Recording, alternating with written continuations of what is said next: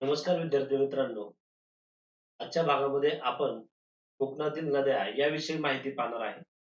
महाराष्ट्रातील नदी प्रणाली यामधील हा शेवटचा भाग असेल.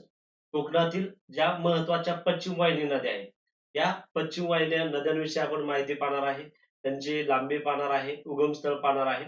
तसंच कोकणातील ज्या खाड्या आहेत, त्या खाड्या कोणत्या नदीवर आहेत यांच्याविषयी आजच्या भागामध्ये आपण माहिती पाहणार आहे. बघा, कोकणातील ज्या नद्या आहेत त्या सर्व सर्व काय आहेत रे? पश्चिम वाहिनी नद्या आहेत. याच्यामध्ये महत्वाचं कोकणातील नद्यांची प्रमुख वैशिष्ट्ये काय आहेत याच्यावर प्रश्न विचारण्यात आलेला आहे. जर आपण पाहिलं तर कोकणातील सर्व नद्या ज्या आहेत या नद्या सह्याद्रीच्या पश्चिम उतारावर उगम पावून पूर्वेकडून पश्चिमेकडे जर आपण पाहिलं तर अरबी समुद्राकडे वाहतात.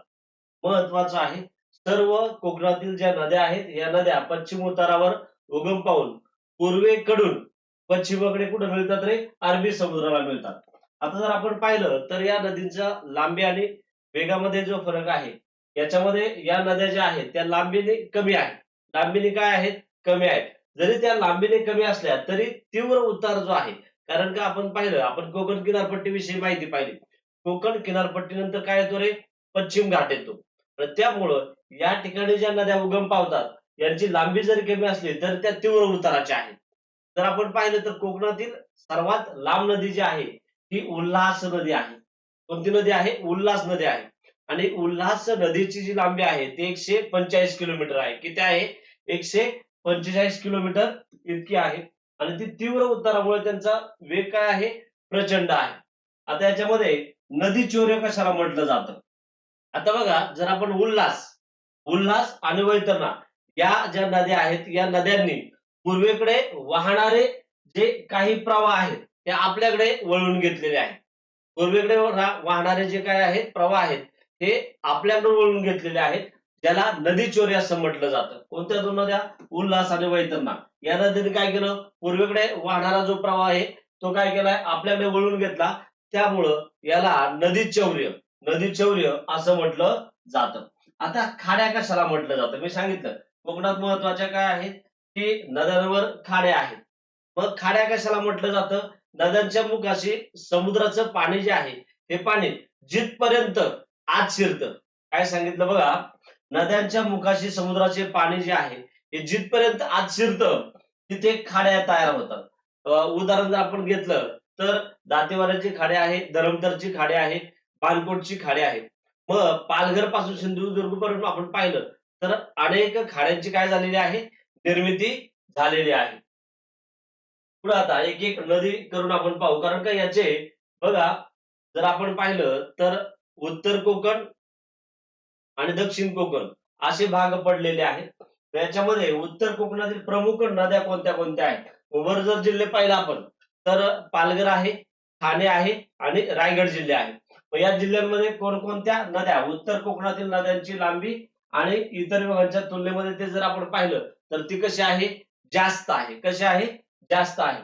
वैतरणा पहिली नदी, वैतरणाची लांबी आहे 124 किलोमीटर. आपण पाहिलं की वैतरणा ही जी नदी आहे यांची माहिती आपण थोडक्यात पाहिलेली आहे ज्यावेळेस आपण कोकण किनारपट्टी पाहत होतो त्यावेळेस. याच्यामध्ये जर आपण पाहिलं तर वैतरणा जी नदी आहे तिची लांबी 124 किलोमीटर आहे. आणि नाशिक जिल्ह्यामध्ये त्र्यंबकेश्वर या ठिकाणी तिचा काय आहे रे? उगम आहे. नाशिक जिल्ह्यातील त्र्यंबकेश्वर. या वैतरणाच्या उपनद्या कोणत्या कोणत्या आहेत? बघा, उजवीकडून जर आपण पाहिलं तर सूर्य आहे, पिंजाळ आहे आणि डावीकडून कोणती नदी आहे? तानसा ही नदी आहे. ही वैतरणाची काय आहे? उपनद्या आहे. मग जर आपण पाहिलं तर वैतरणा ही पालघर जिल्ह्यातील सर्वात मोठी नदी आहे. सर्वात काय आहे? मोठी नदी आहे. आणि मग पालघर जिल्ह्यामध्ये जे मनोर शहर आहे हे मनोर शहर वैतरणा नदीवर वसलेलं आहे. वैतरणा नदीच्या काठावर काय झालेलं आहे? वसलेलं आहे. पुढं उल्हास नदी. मी सांगितलं की कोकणातील ही सर्वात काय आहे? लांब नदी आहे, 145 किलोमीटर. हिचा जो उगम आहे हा उगम लोणावळ्याजवळ राजमाती ज्याला म्हटलं जातं किंवा बोरघाट या ठिकाणी या उल्हास नदीचा काय होतो? उगम होतो. कोकणातील सर्वात काय आहे? लांब नदी आहे. या उल्हास नदीवर बघा, ठाणे शहराची खाडी आणि वसई खाडी या दोन खाड्या ज्या आहेत या उल्हास नदीवर आहेत. कोणती सांगितली? ठाणे खाडी आणि वसईची खाडी या ज्या दोन खाड्या आहेत त्या उल्हास नदीवर आहेत. उल्हास नदीच्या उपनद्या कोणकोणत्या आहेत? मग काळू, भातसा आणि मुरबाडी. काळू, भातसा आणि मुरबाडी ह्या उल्हास नदीच्या काय आहेत? उपनद्या आहेत. त्याच्यानंतर तिसरी नदी आहे पाताळगंगा. जर आपण पाहिलं तर या पाताळगंगेचा उगम खंडाळा या खंडाळा जवळ होतो आणि हिच्या या नदीच्या काठी जर आपण पाहिलं तर महत्वपूर्ण खोपोली औद्योगिक शहर वसलेलं आहे. खोपोली हे औद्योगिक शहर काय वसलेलं आहे? कोणत्या? पाताळगंगावर. लक्षात राहू द्या. पुढे आहे आंबा नदी. आता याच्यामध्ये जर आपण पाहिलं तर हे महत्वाचं आहे, कारण अष्टविनायकांपैकी एक जे महत्वाचं स्थान आहे पाली बल्लाळेश्वर, हे या नदीच्या काठी वसलेले आहे. कोणत्या नदीच्या? आंबा नदीच्या काठी अष्टविनायकांपैकी एक पाली बल्लाळेश्वर हे स्थान काय झालेलं आहे? वसलेलं आहे. पुढची बघा, आता उत्तर कोकण पाहिलं, मध्य कोकण. बघा, कोकणाचा हा जो पट्टा आहे हा उत्तर कोकण आहे, हा मध्य आहे आणि शेवटचा कोणता आहे? दक्षिण आहे. बरोबर ना? दोन महत्वपूर्ण जातात. मध्याला काय म्हटलं जातं? मध्य कोकण असं म्हटलं जातं. लक्षात राहू द्या. बरोबर. ज्यावेळेस आपण कोकण किनारपट्टी पाहिलेली आहे त्याच्यामध्ये आपण याचं संपूर्ण विश्लेषण किंवा याची माहिती काय केलेली आहे? संपूर्ण पाहिलेली आहे. मध्य कोकणातील प्रमुख नद्या कोणत्या आहेत? म्हणजे जिल्हा कोणता येतो रे? रत्नागिरी हा जिल्हा येतो. मग पहिली नदी जर आपण पाहिली तर सावित्री नदी येते. सावित्री नदीचा उगम कुठे आहे? महाबळेश्वर. आणि बरोबर ना, महाबळेश्वर या ठिकाणी तिचा उगम आहे. रायगड आणि रत्नागिरी हे जे दोन जिल्हे आहेत या दोन जिल्ह्यांच्या सीमेवरून ही सावित्री नदी वाहते. मी उगम कुठे सांगितलं? महाबळेश्वर या ठिकाणी. आणि रायगड आणि रत्नागिरी यांच्या सीमेवरून ही नदी काय होते? वाहते. लक्षात ठेवा. आणि मग बाणकोटच्या खाडीमध्ये काय होते? विलीन होते. पुढे आहे वशिष्ठी. वशिष्ठी किती आहे? 68 किलोमीटर आहे. मग सह्याद्रीमध्ये चिपळूण जवळ या वशिष्ठीचा काय होतोय? उगम होतो या नदीचा. तिची उपनदी आहे जगबुडी. आणि मग ही नदी तिच्या पुरासाठी काय केली जाते? जगबुडी नदी तिच्या पुरासाठी काय केली जाते? ओळखली जाते. लक्षात ठेवा. खाडी कोणती आहे वशिष्ठी नदीवर? दाभोळची खाडी आहे. जिल्हा कोणता येणार आहे? रत्नागिरी येणार आहे. पुढे आहे शास्त्री नदी. शास्त्री. आता हिचा उगम जो आहे तो प्रचितगड, या प्रचितगडावर या नदीचा शास्त्री नदीचा उगम आहे. आणि संगमेश्वर या ठिकाणी सोनवी आणि शास्त्री यांचा संगम होतो. सोनवी नदी आणि शास्त्री नदी या दोनचा संगम कुठं होतो रे? संगमेश्वर. कुठं होतो? संगमेश्वर. जयगडच्या खाडीत ही नदी काय होते? समुद्राला मिळते. जयगडच्या खाडीत ही नदी समुद्राला मिळते.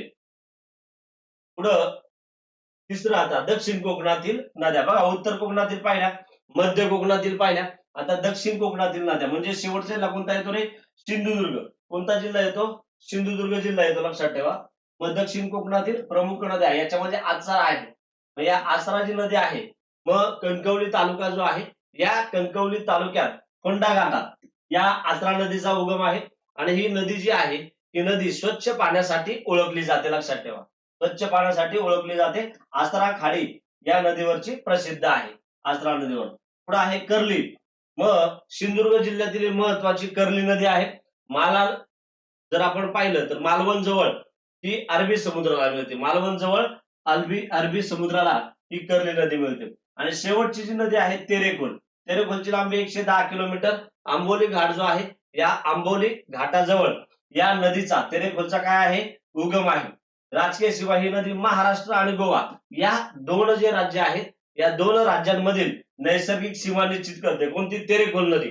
तेरेखोल नदी. बरोबर ना? शेवटला जर आपण पाहिलं तर पूर्ण दक्षिणेला आहे आणि त्या ठिकाणी खाली काय आहे? गोवा आहे. महाराष्ट्र आणि गोवा या दोन राज्यांमधील ज्या नैसर्गिक सीमा आहे या नैसर्गिक सीमा निश्चित करण्याचं काम कोण करतं रे?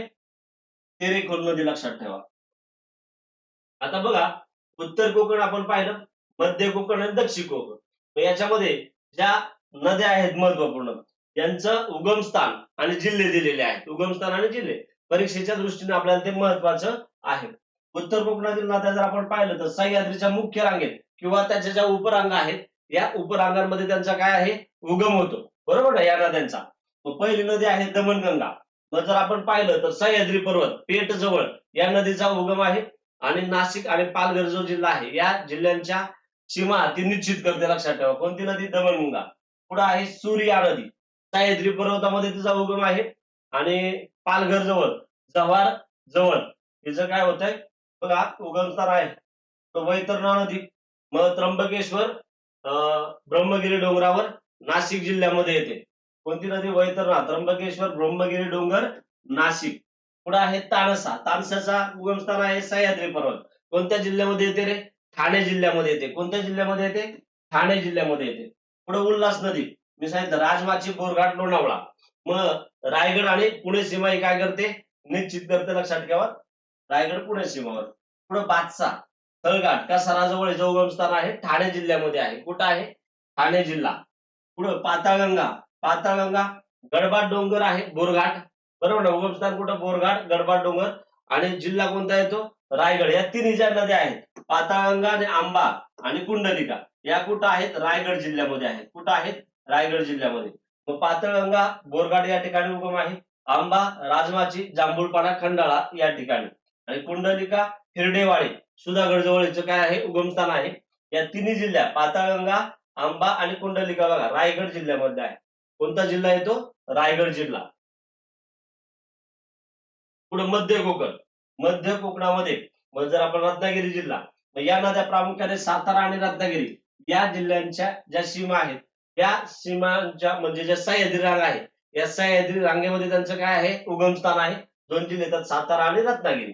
तर पहिले आहे सावित्री. उगम कुठे आहे? महाबळेश्वर. मग सातारा आणि रत्नागिरी सीमेजवळ. पुढे आहे भारजा, सह्याद्री पर्वत, रत्नागिरी जिल्ह्यामध्ये आहे. खेड या ठिकाणी याचा उगम होतो. जोग, जोग नदी सह्याद्री पर्वतामध्ये, रत्नागिरी, दापोली. पुढं दापोली तालुका. वशिष्ठी, तिवरे घाट, चिपळूण जवळ, रत्नागिरी जिल्हा येतो. आता या सगळ्याच्या सगळ्या नद्या आहेत बघा. जर आपण पाहिलं की जर सातारा रत्नागिरी सीमा सोडली तर सर्वच्या सर्व नद्या म्हणजे भारजा, जोग, वशिष्ठी, जगबुडी, शास्त्री आणि काजळी या ज्या नद्या आहेत बघा, जगबुडी आणि शास्त्री आणि काजळी, सगळे कोणत्या जिल्ह्यामध्ये आहेत? रत्नागिरी जिल्ह्यामध्ये आहेत. मग जगबुडी कुठं आहे? उगमस्थान सह्याद्री पर्वतामध्ये, खेड जवळ. शास्त्रीचं कुठं आहे? प्रचितीगड, संगमेश्वर जवळ. आणि काजळी विशाळगड जवळ. मग मध्य कोकण पाहिलं. आणि मग आता शेवटला बघा दक्षिण कोकण म्हणजे जिल्हा कोणता आला? सिंधुदुर्ग जिल्हा आला. मग या सर्वचे सर्व सिंधुदुर्ग जिल्ह्यामध्ये येतात. शुक नदी, गड नदी, कर्ली नदी, आचरा, तिलारी आणि शेवटची कोणती येते रे? तेरेखोल नदी. मग शुक नदी जी आहे, या शुक नदीचं उगमस्थान आहे फोंडा घाट. नंतर गड ही नदी आहे बावड्याजवळ सह्याद्री पर्वतामध्ये. कर्ली नदी आहे सह्याद्री पर्वत, सह्याद्री पर्वत. नंतर आसरा कुठं आहे? फोंडा घाट, कणकवली जवळ. पुढं तिलारी नदी सह्याद्री पर्वत, चंदगड जवळ. मग ही जी नदी आहे जर आपण पाहिलं तिलारी, बघा सिंधुदुर्ग आणि कोल्हापूर सीमेजवळ आहे तिचं उगमस्थान. आणि तेरेखोल आहे आंबोली घाट, गुंटेवाडी या ठिकाणी. जिल्हा कोणता आहे रे? सिंधुदुर्ग जिल्हा आहे. मग आपण उत्तर कोकण, मध्य कोकण आणि दक्षिण कोकणामधील महत्वाच्या नद्या, उगमस्थान आणि जिल्हे कोणत्या जिल्ह्यामध्ये आहेत त्याच्याविषयी काय केली? माहिती पाहिलेली आहे. आता पुढं बघा कोकणातील ज्या नद्या आहेत या नद्यांची लांबी, याच्यामध्ये सांगितलं सर्वात लांब जी नदी आहे ती लांब नदी जर आपण पाहिलं तर कोणती आहे? या ठिकाणी उल्हास. कोणती आहे? उल्हास. कोकणातील सर्वात लांब नदी कोणती आहे? उल्हास नदी आहे. बघा पिंजाळ नदी जी आहे तिची लांबी आहे 61. किती आहे? 61 किलोमीटर आहे. त्यानंतर सूर्या 70 किलोमीटर आहे. उल्हास 145 मीटर आहे, 145 किलोमीटर आहे. त्यानंतर कुंडलिका 65 किलोमीटर आहे. सावित्री 38 किलोमीटर आहे. त्याच्यानंतर काळ 33 किलोमीटर आहे. शास्त्री 64 किलोमीटर. किती आहे? 64 किलोमीटर आहे. जगबुडी 30 किलोमीटर आहे. गड 84 किलोमीटर आहे. काजवी 75 किलोमीटर आहे. वाघोठाण 94 किलोमीटर आहे. तेरेखोल 98 किलोमीटर आहे. त्याच्यानंतर पाताळगंगा, पाताळगंगा किती येते? 45 किलोमीटर. वैतरणा 124 किलोमीटर. काळू नदी किती आहे? 90 किलोमीटर आहे. आंबा 74. जर लहान सगळ्यात पाहिलं तर गांधार आहे. गांधार किती आहे? 23 किलोमीटर आहे गांधार, फक्त 23. सगळ्यात मोठी उल्हास आहे कोकणातील नद्यांमध्ये. आणि गांधार किती आहे? 23 किलोमीटर आहे. वशिष्ठी आहे 68 किलोमीटर. जोग नदी आहे 45 किलोमीटर. त्यानंतर आचरा 48 किलोमीटर आहे. मुचकुंदी 80 किलोमीटर आहे. देवगड 70 किलोमीटर आहे. कर्ली 80 किलोमीटर आहे. आणि तानसा 68 किलोमीटर आहे. जर आपण पाहिलं तर उल्हास नदीवर प्रश्न विचारला जाऊ शकतो. सर्वात लांब नदी आणि सर्वात लांब कोकणातील कोणती आहे? गांधार आहे, 23 किलोमीटर आहे. या दोन नद्या लक्षात ठेवा. इतर हे विचारले जाऊ शकतात पण त्या दोन नद्या महत्वाच्या आहेत. पुढं हे ज्या नद्या आहेत या नद्यांच्या काठावरील शहर आणि यांचं वैशिष्ट्य काय आहे. कोकणातील नद्या, त्यांच्या काठावरील शहर आणि वैशिष्ट्ये. मग बघा, उल्हास नदीवर कोणती शहर येतात. कर्जत येतं, कर्जत, कल्याण आणि ठाणे. कर्जत, कल्याण आणि ठाणे. आणि याचं वैशिष्ट्य काय आहे उल्हास नदीचं. कोकणातील सर्वात काय आहे, लांब नदी आहे, सर्वात लांब नदी. त्याच्यानंतर आपण पाहिलं मिठी नदी. मिठी नदीवर मुंबई शहर वसलेलं आहे, बरोबर ना. महत्वाचं महाराष्ट्राची राजधानी जी आहे मुंबई, ही मुंबई महत्वाचं शहर मिठी नदीवर. कोणत्या नदीवर, मिठी नदीवर आहे. पुढे आहे भातसा. मग काठावरील शहर कोणते रे, शहापूर. मग महत्वाचं हे जे आहे हे मुंबईला पाणी पुरवठा करणारं धरण जर आपण पाहिलं तर या भातसा नदीवरच आहे, बरोबर ना. भातसा नदीवर आहे मुंबईला पाणी पुरवठा करणारं धरण, याच नदीवर आहे.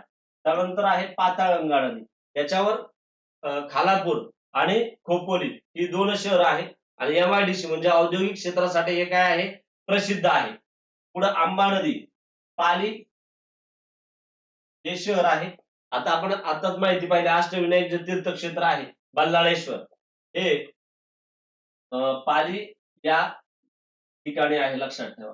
त्यानंतर कुंडलिका नदी, रोहा शहर आहे. रिव्हर राफ्टिंग साठी काय आहे, प्रसिद्ध नदी आहे. कोणती, कुंडलिका. सावित्री, पोलादपूर आणि महाड. मग पोलादपूर आणि महाड जर आपण पाहिलं तर ऐतिहासिक राजगड जिल्ह्यातील ऐतिहासिक काय आहे, रायगड जिल्ह्यातील ऐतिहासिक शहर आहे, बरोबर ना. महाड, येते लक्षात, महाड आणि पोलादपूर सावित्री नदीवर आहे.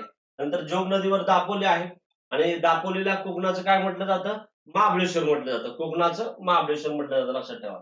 वशिष्ठी, चिपळूण. चिपळूण हे शहर कुठे आहे, वशिष्ठी नदीवर आहे. परशुराम क्षेत्र आणि औद्योगिक शहर हे याचं वैशिष्ट्य आहे. पुढे आहे काजवी. काजवी कुठे आहे रे, राजापूर. राजापूर शहर आहे काजवीवर. राजापूरची गंगा किंवा ऐतिहासिक बंदर या ठिकाणी आहे राजापूर. नंतर गड नदी, कणकवली. कणकवली शहर आहे. सिंधुदुर्ग जिल्ह्यातील महत्वाचं शहर आहे कणकवली. हे कोणत्या नदीवर आहे, गड नदीवर आहे, लक्षात ठेवा. पुढे बघा,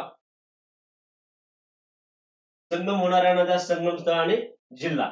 मग बघा, सूर्यपिंजाळ यांचा संगम कुठं होतो, वाडा या ठिकाणी, पालघर जिल्ह्यामध्ये. सूर्यपिंजाळ यांचा संगम कुठं होतो, वाडा, पालघर जिल्ह्यामध्ये. त्यानंतर सूर्या आणि वैतरणाचे संगम कुठं होते, मासवण, पालघर जिल्ह्यामध्ये. पुढं उल्हास, काळू, भातसा या नद्यांचा संगम कुठं होतो रे, टिटवाळाजवळ. कुठं, टिटवाळाजवळ. जिल्हा कोणता आहे, ठाणे जिल्हा आहे, ठाणे जिल्हा.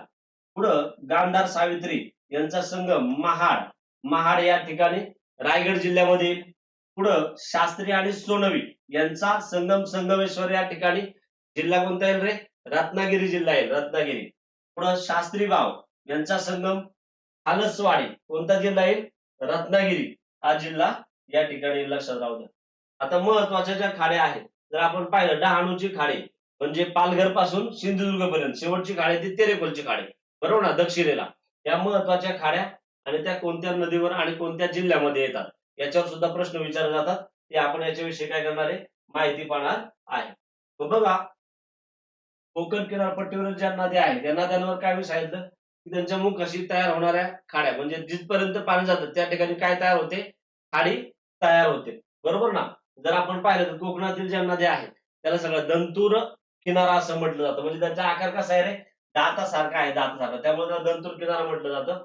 आणि या किनाऱ्यावर मग काय आहेत, या खाड्या आहेत. बघा, पालघर जिल्ह्यामध्ये जर आपण पाहिलं तर दातीवाराची खाडी आहे. कोणत्या आहे, दातीवाराची खाडी आहे, वैतरणा जिल्हा. पुढं पालघर, ठाणे यामध्ये वसईची खाडी आहे. कोणती नदी, उल्हास नदीवर ही वसईची खाडी, लक्षात राहू द्या, उल्हास नदीवर.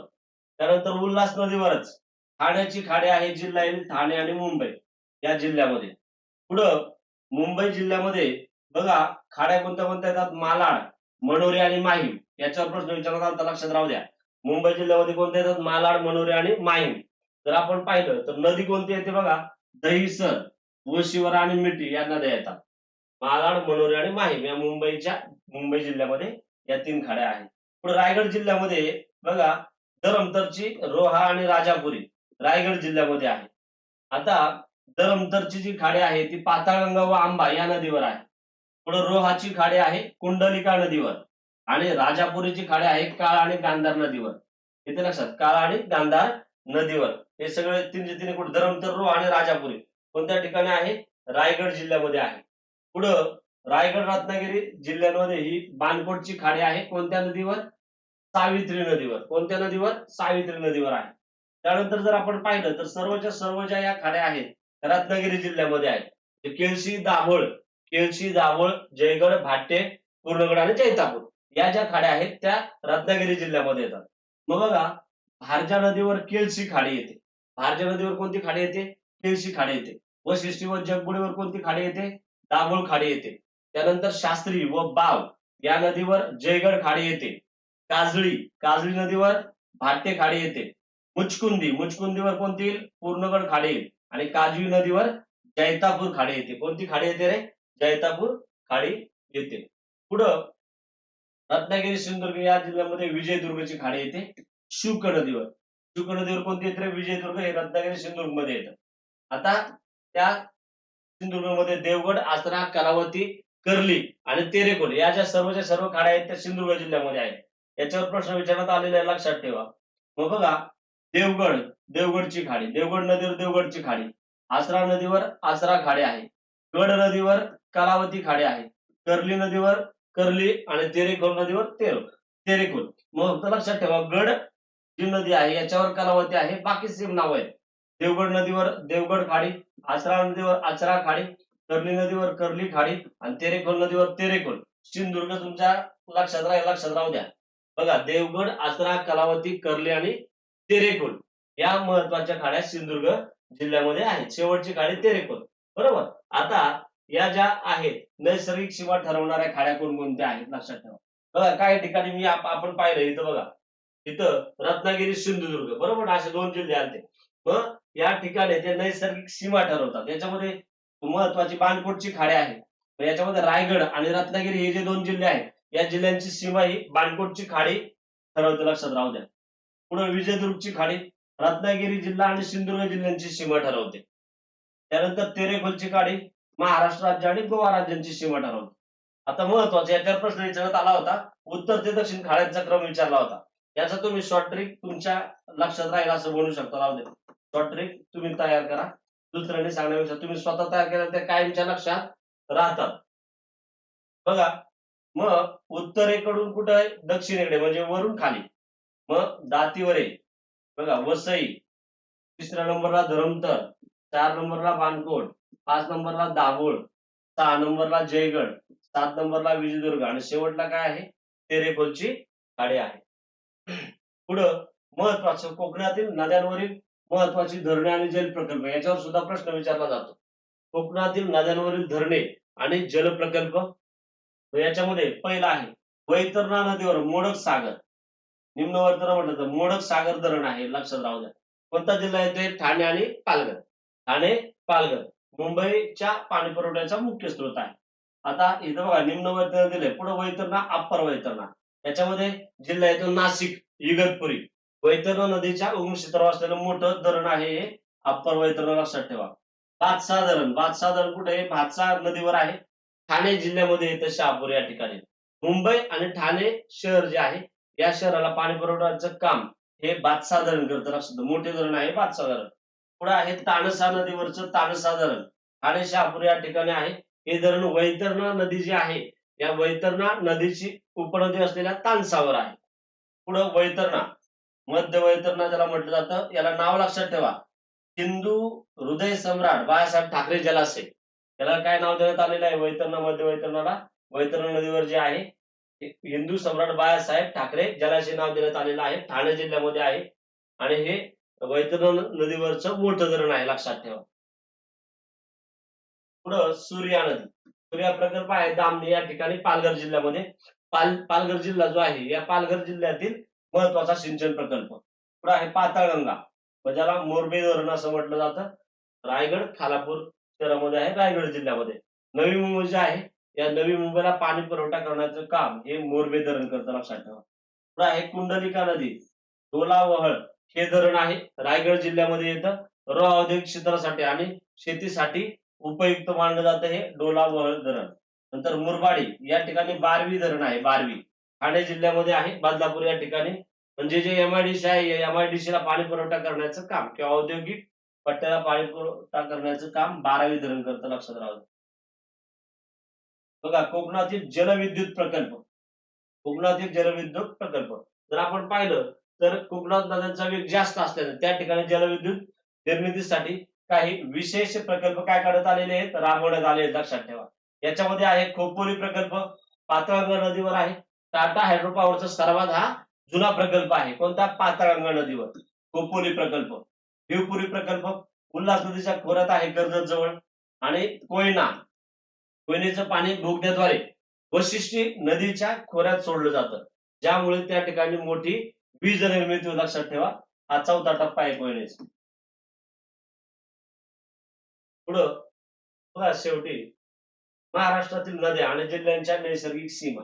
महाराष्ट्रातील नद्या आणि जिल्ह्यांच्या नैसर्गिक सीमा म्हणजे आपण आतापर्यंत बघा पूर्ववाहिनी, पश्चिम वाहिनी, उत्तर वाहिनी आणि दक्षिण वाहिनी या सर्वच्या सर्व नद्या म्हणजे महाराष्ट्राची नदी प्रणाली संपूर्ण ची सगळ्या नद्यांची माहिती पाहिलेली आहे, त्याची लांबी पाहिलेली आहे, उपनद्यांची माहिती पाहिलेली आहे. सर्व विद्यार्थ्यांनी मागील जे भाग आहेत ते सर्वच्या सर्व जर पाहिले तर नक्कीच येणाऱ्या कालावधीमध्ये ज्या परीक्षा आहेत त्यांना म्हणजे विद्यार्थ्यांना नक्कीच त्याचा काय होणार आहे, फायदा होणार आहे. बघा गोदावरी नदी मग कोणत्या जिल्ह्यांची सीमा निश्चित करते? याच्यामध्ये अहिल्यानगर आहे, छत्रपती संभाजीनगर आहे, बीड, जालना, परभणी या जिल्ह्यांच्या सीमा गोदावरी नदी निश्चित करते. विभाग आहे मराठवाडा. पुढे आहे भीमा, पुणे, अहिल्यानगर आणि पुणे, सोलापूर या जिल्ह्यांची सीमा निश्चित करते. पश्चिम महाराष्ट्रामध्ये येतो विभाग. कृष्णा, सांगली आणि कोल्हापूर जिल्ह्यांची सीमा बरोबर ना, दक्षिण महाराष्ट्रामध्ये येतं, निश्चित करते. पैनगंगा यवतमाळ, नांदेड, यवतमाळ, हिंगोली, यवतमाळ, चंद्रपूर, वाशिम आणि त्या ठिकाणी हिंगोली या जिल्ह्यांच्या सीमा ही पैनगंगा नदी विदर्भ मराठवाड्यामध्ये येते. पैनगंगा नदी या यवतमाळ, नांदेड, यवतमाळ, हिंगोली, यवतमाळ, चंद्रपूर आणि वाशिम, हिंगोली या जिल्ह्यांच्या सीमा हे निश्चित करते. पुढे वर्धा नदी बघा अमरावती, वर्धा, नंतर यवतमाळ, चंद्रपूर आणि अमरावती, नागपूर या जिल्ह्यांच्या सीमा ही वर्धा नदी करते. विदर्भामध्ये विभाग कोणता येतोय? विदर्भ. तर वैनगंगा नदी आहे चंद्रपूर, गडचिरोली, नंतर भंडारा, नागपूर, पुढे भंडारा, गोंदिया आणि भंडारा, चंद्रपूर या जिल्ह्यांच्या सीमा कोण निश्चित करते रे? वैनगंगा नदी करते, पूर्व विदर्भामध्ये येते. त्यानंतर आहे मांजरा नदी, धाराशिव बरोबर ना, आता नाव आहे हिचं नाव या जिल्ह्याचं नाव उस्मानाबाद होतं, आता ते काय करण्यात आलेलं आहे, धाराशिव करण्यात आलेलं आहे. तसंच जे बघा अहमदनगरचं काय झालंय, अहिल्यानगर झालेलं आहे. औरंगाबादचं काय झालंय, छत्रपती संभाजीनगर झालेलं आहे. तसंच वेल्हे तालुक्याचं नाव काय झालंय, राजगड तालुका झालेला आहे. ही नावं सुद्धा लक्षात ठेवा. मांजरा नदी आहे धाराशिव, बीड, लातूर आणि लातूर, बीड या जिल्ह्यांची सीमा निश्चित करते, मराठवाड्यामध्ये ते लक्षात ठेवा. पुढे बघा आता पूर्णा नदी जळगाव, बुलढाणा जिल्ह्याची सीमा निश्चित करते. विदर्भ विभाग येतो किंवा खानदेश विभाग येतो. आनेर नदी जळगाव, धुळे, खानदेश विभाग जळगाव, धुळेची सीमा निश्चित करते. वारणा कोल्हापूर, सांगली जिल्ह्याची सीमा निश्चित करते, दक्षिण महाराष्ट्रामध्ये येते. कोल्हापूर, सांगली, कोल्हापूर, सांगली.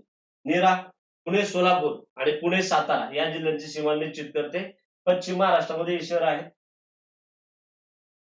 जिल्हे आहेत पुणे, सोलापूर. सावित्री रायगड आणि रत्नागिरी जिल्ह्यांच्या सीमा निश्चित करते. कोकण विभाग येतो. शुक नदी रत्नागिरी आणि सिंधुदुर्ग विभाग कोणता येणार आहे? कोकण विभाग येणार आहे. आणि घोडकुकडी पुणे, अहमदनगर जिल्ह्याच्या सीमा निश्चित करते. पश्चिम महाराष्ट्रामध्ये हे जिल्हे येतात.